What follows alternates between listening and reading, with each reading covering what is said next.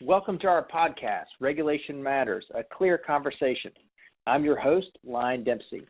For those that do not know me, I'm on the CLEAR Board of Directors, as well as the current chair of the National Certified Investigator Training Committee and vice chair of the Annual Conference Program Committee with CLEAR.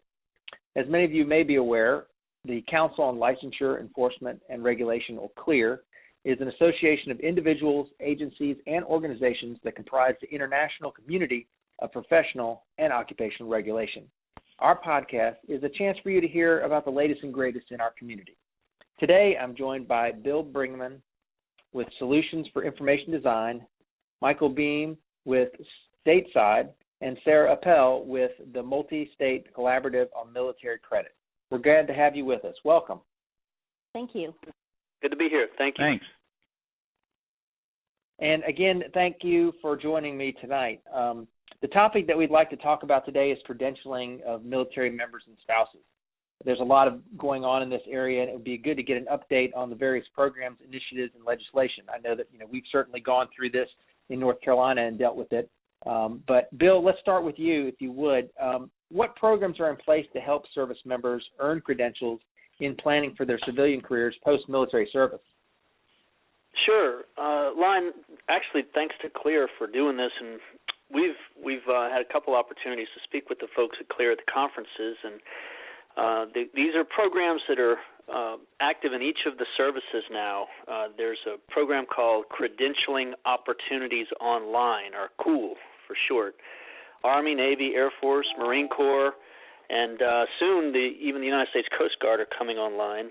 And it gives opportunities for service members, active duty, reserve, and guardsmen to be able to look at their military occupation specialty and find out, first of all, what are the civilian careers that align, and behind what civilian careers align with those occupations they've been trained in, there are opportunities for them to pursue the national, credentials, mostly national certifications that align with those, and the services help them pay for those certifications, and helps them just not only get ready for their career, next career when they leave the service, but it also helps them prepare for the services invest in it because it gives them an opportunity to get a better force multiplier, helps them improve their skill sets for the military.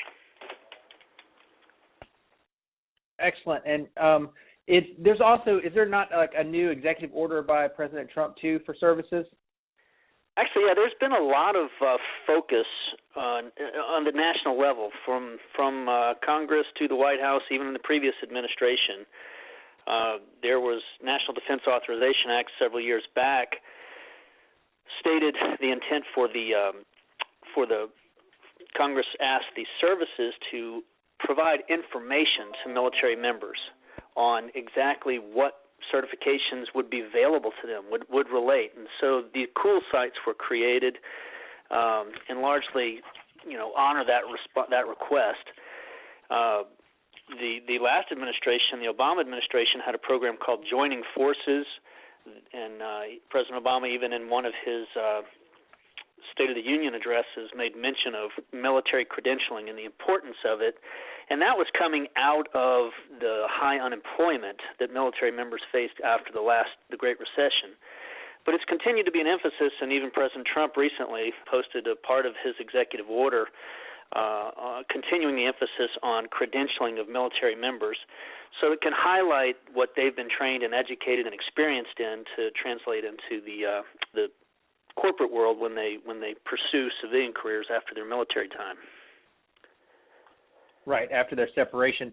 So I guess looking at the COOL program, what types of credentials are available through that program? There are a lot. There's literally thousands of credentials, and what has shaped out with this or shaken out with this is the services through the Department of Defense have a checklist of credentialing standards pretty much that they try to adhere to make sure that these are recognized, industry approved, and valued national certifications that the members can pursue. One thing that they try to do is look at applicability to each career field. But you'll see things ranging from such as the automotive service excellence certification for mechanics, the Federal Aviation Administration's airframe and power plant certifications for aircraft maintenance, which you find in many of the services. Things like that are available. But you also find things, emergency medical technicians, and that starts leading into the getting a national certification that would apply to state licensure. That's one of the challenges that has been seen is obviously being able to translate these certifications they attain and their experience into state licensure in various professions and occupations. And that's kind of the area where the state licensing work and legislation that both Michael and Sarah have been working on has become so important as well. So those are examples of where military members pursue certifications with the assistance of the military, helping them fund those programs through the COOL programs. But that's kind of a start or a baseline of where they're getting started with pursuing certifications. Well, that's really interesting, and I've been going through an EMT certification course this past semester just for fun, and that national registry which we have, North Carolina is not one of the states that is actually a member of that, but a lot of times they will at least do credentialing through that. So it's interesting, and it's a great avenue for especially service members that are coming out that have these skills that can be, put to work immediately because there is such a demand. Well, let me, switch over to Michael. Can you talk to us a little bit about how service members are being aided by legislation in the state governments to improve their opportunities, to use what they have in their military training and experience to gain these necessary credentials that are required for employment often? Absolutely, Line. Hey, and thank you for including me in this podcast today. This is a really great opportunity to get this information out to a lot of people.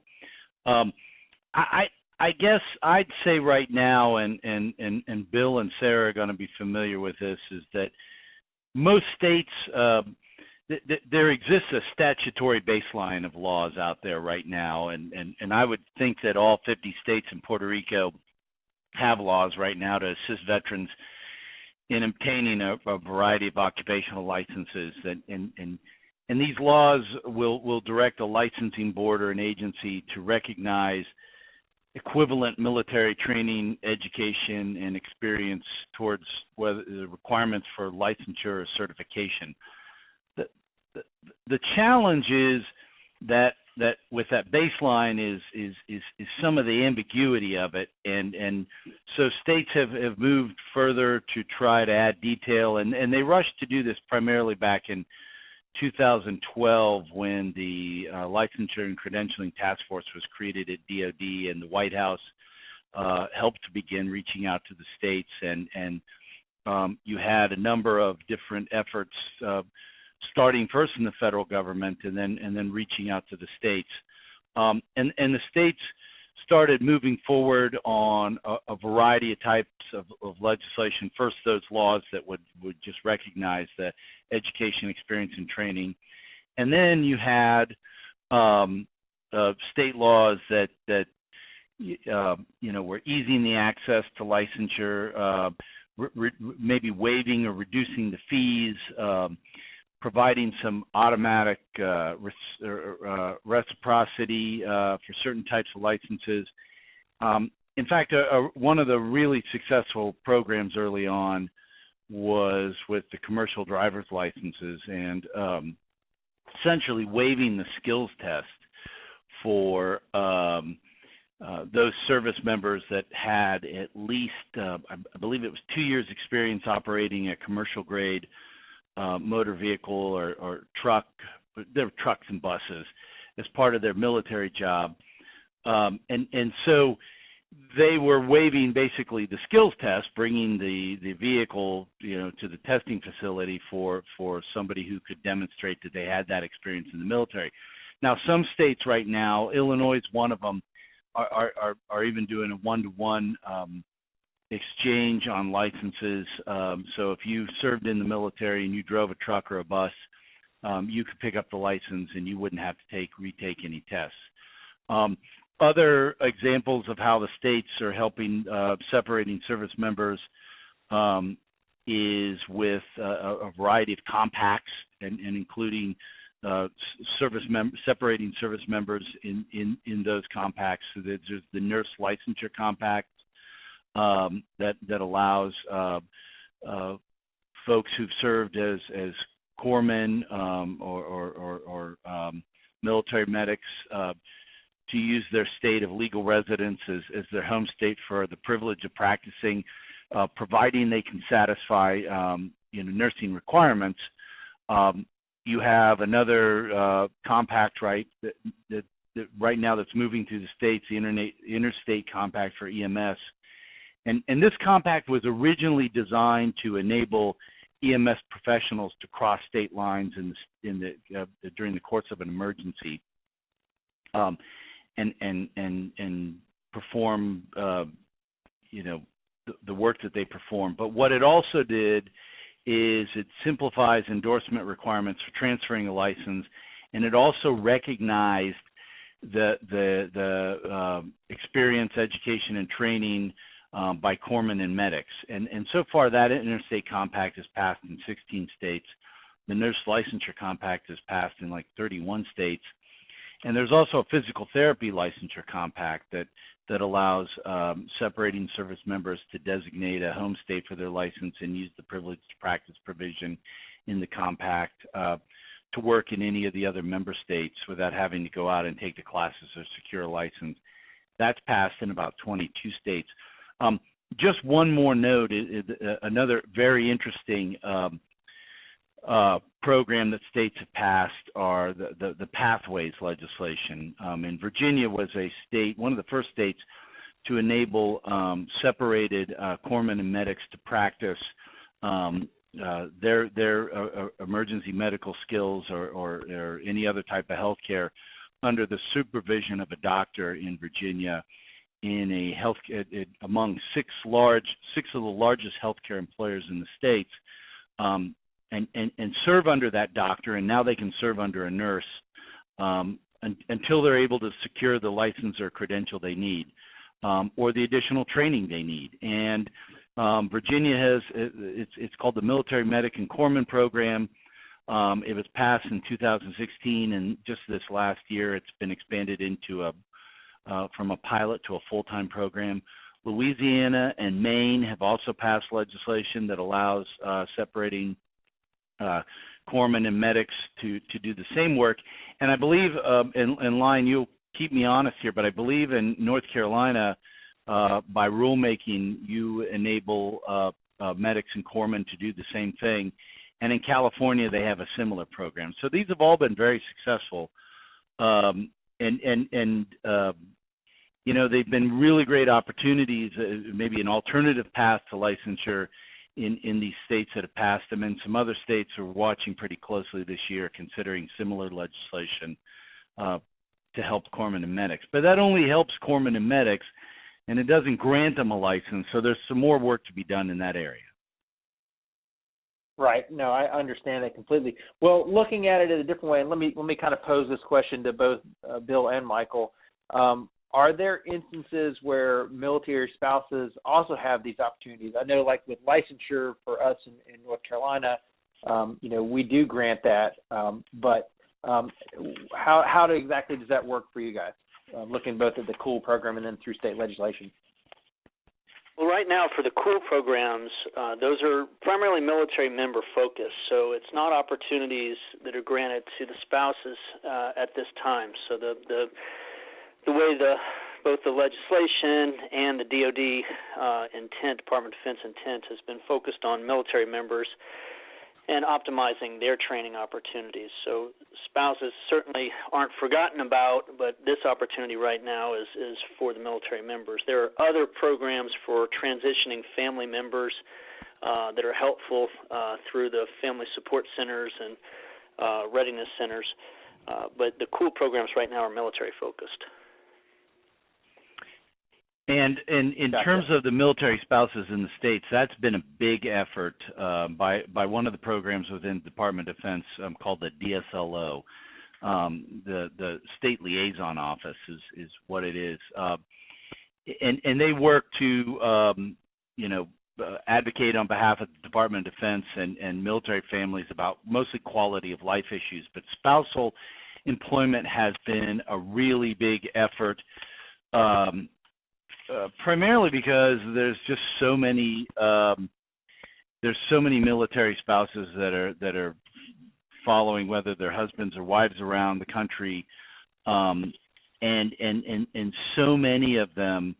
And I think the number, Bill, you'll know if this is accurate, but I think the last number I had was that the 72% of military spouses are faced with a requirement to reapply for a professional license in an occupation or profession in which they already work when they move. And it's become, it was a big problem early on. A number of states are out trying to address it, and they're addressing it in several ways.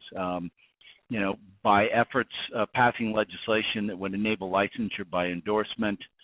And I think it's North Carolina that requires its occupational licensing boards to issue a license to a military spouse that they can satisfy the conditions of holding a current license in another state, and they can demonstrate competency in the occupation through some education credits or recent experience that they can show. And North Carolina has also reduced the fees. That's a big issue too for military spouses is either fee waivers legislation or reducing fees. They can be deterred from securing licenses or certification just by the high cost of the license. And it's a big deal on an enlisted family, especially if they're raising kids. And since many of these families are moving, once every 3 or 4 years, it can get expensive. And so they've also, states have also expanded the temporary licensure, that is, allowing military spouses to receive a temporary license on relocating, or allowing them to go through an expedited application review to secure the license. There once was they can also take advantage of some of these compacts that I mentioned just a few minutes ago, and there was a federal effort under the Obama administration joining forces that was led by Dr. Jill Biden. I think that has largely gone away, but I know that the Vice President's wife, Karen Pence, has a similar effort underway right now that looks to aid military spouses with some expedited application review encouragement to the states, but also there was money, I believe, in the last NDAA that would help to cover the costs of licensure that they had to secure after a move. Gotcha. Well, that's great. Well, let me actually move now to Sarah. If you could maybe tell us a little bit about the MultiState Collaborative on military credit within the Midwestern Higher Education Compact. I guess what states are participating? What are their goals? Sure, and thanks again for the invitation to contribute to today's conversation. I'm learning a lot, so I appreciate that. The mission of the MultiState Collaborative on Military Credit, lovingly known as MCMC, is to facilitate an interstate partnership of 13 states: Illinois, Indiana, Iowa, Kansas, Kentucky, Michigan, Minnesota, Missouri, Nebraska, North Dakota and South Dakota, Ohio, and Wisconsin. And their main purpose is to translate competencies acquired by military-connected students through their military training and experiences and applying those toward meaningful college credits. States exchange information and share best practices in the areas of articulation of credit, certification and licensure, communication, and data and technology. So please check out our free resources at mec.org/MCMC. And the MEC YouTube channel has over 20 of the MCMC webinars archived for your viewing pleasure. All of the MCMC states focus on the following three goals: assisting with critical life transitions from the military to post-secondary education, and then from post-secondary education to civilian employment. That's our top goal. And then we have number 2, increasing post-secondary education completion rates by creating models for the consistent and also importantly, the transparent and effective awarding of credit for military training and experience that can be scaled regionally and nationally, thereby lowering the cost of education and reducing the time to completion. And then the last one is establishing a strong network of support and communication, documentation, and data collection among institutions and organizations for those purpose of promoting shared interest and tracking the efficacy of efforts to really enhance military-connected students' educational success. We've had some successes in the last few years, but we do have hurdles. And right now, our biggest hurdle that we're facing is military-connected students are either getting too little or too much credit. So some of our states actually have legislation or policies where institutions must accept all of the American Council on Education's military credit recommendations, where they generally end up as electives, which can then lead to issues with financial aid. The problem is really the amount of elective credits that the students are given, and these electives may flag the student as not showing satisfactory academic progress, even though in their own core major classes they're passing with flying colors. But the institution may be looking at the data and say, wow, look at these credit hours and they still haven't graduated. So then the student is labeled as not showing academic progress and may be put on probation, or their financial aid is impacted. But then on the flip side, we have some institutions that just automatically give credit for leadership and physical education. That's it. So members of MCMC are working with legislators to reward the policy, while others are working on streamlining the awarding of military credit via a public-facing military-connected student portal at their institutions. And then some of them are using proprietary higher education software that create transfer articulations based on the information that the institution submits. Well, that's interesting when you talk about like the aspect of maybe having too much credit. I went through a similar thing, and it's one of those things where schools just need to look a little closer than just what the stats are showing, because I had really high GPAs and high SATs, and I graduated 11th in my class, but it was a small school, so there were 20 people, and I got a rejection letter from a university that won't be named because I was graduating in the lower 50th percentile of my graduating class. So I know about not looking at the numbers correctly. Well, let me ask kind of one last final question and put this to all three of you. I guess, what's on the horizon and where can people go to find out more about this? I'll start. This is Bill, and I think that some of the things that we have on the horizon, the cool programs continue to expand.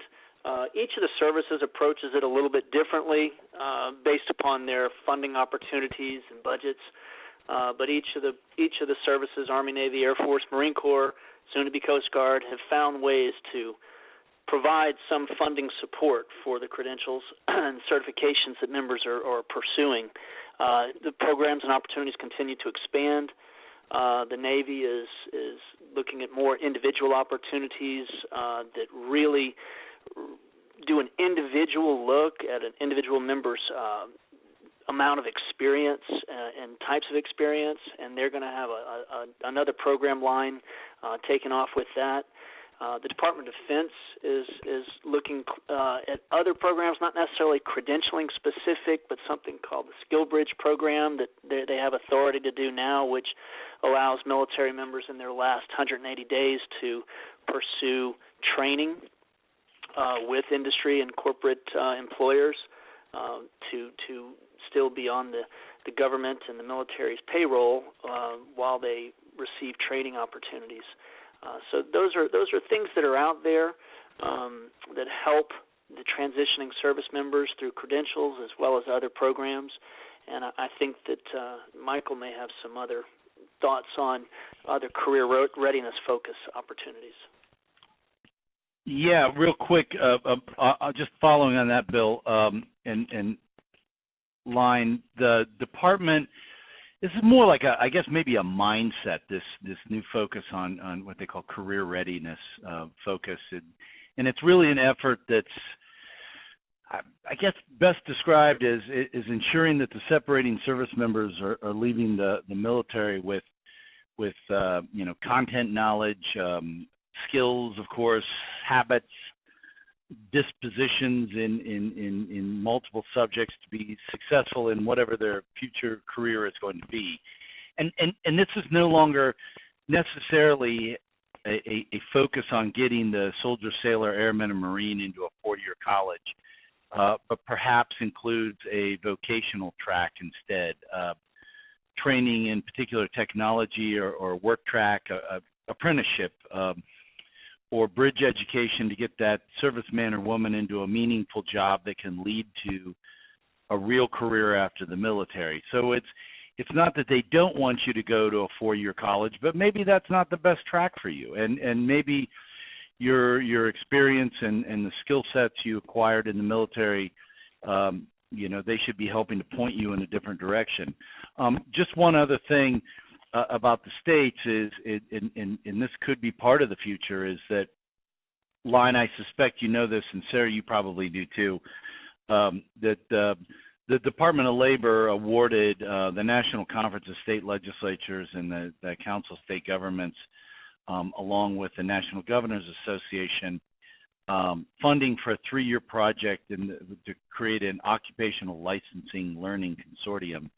And it's intended really to try to harmonize licensure and certification laws and ensure that licensing requirements in the state are not overly broad or burdensome and don't create some unnecessary barriers to the labor market, but also to improve the portability for certain types of occupational licenses across state lines. And I suspect one of the things that's really neat that just passed in Arizona is Doug Ducey, the governor, signed a bill into law that makes Arizona the first state in the nation to automatically grant occupational licenses to anyone who moves there with an unblemished credential from another state. And it's just kind of neat because the legislature wants to bring more specialty professions and encourage more people to move into Arizona and help build its economy. So it'll be interesting to see what other states make of this and what other states follow suit and how this occupational licensing learning consortium recommends that states move forward after it concludes its work at the end of this year. Interesting. And Sarah? Yeah, we've got some exciting next steps for MCMC. I'm really happy to say that MCMC is still very much involved with the credential engine. One of the MCMC executive committee members, Dr. Tim Sauer, has been deeply immersed with credential engine, I think almost from the beginning. Not only does he contribute the higher education perspective, but he also shares the importance of how military-connected students fit in. Right now, many of our states are experiencing an impetus from their governor or other state officials to really focus on career technical credit and workforce development. So MCMC is really starting to examine what role or roles our military-connected students can engage in these fields.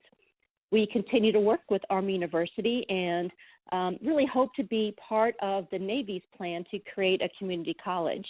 Lumina Foundation is interested in military learning, and MCMC has been asked to continue to be a part of that, and we're very excited and honored to maintain that collaboration.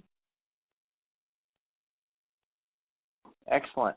Well, thank you, Bill, Michael, and Sarah, for your time and being a part of the CLEAR podcast.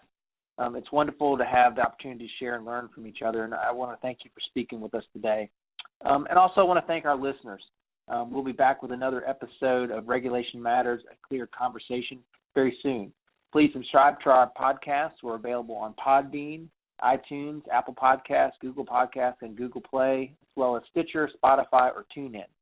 And if you enjoyed this podcast episode, please leave a rating or comments in the app. Your reviews help us improve our ranking and make it easier for new listeners to find us. Feel free to visit our website at www.clearhq.org for additional resources and a calendar of upcoming training programs and events. Finally, I did want to thank our CLEAR staff, specifically Stephanie Thompson, our content coordinator and editor for this program. Once again, I'm Lyon Dempsey, and I hope to be speaking to you again very soon.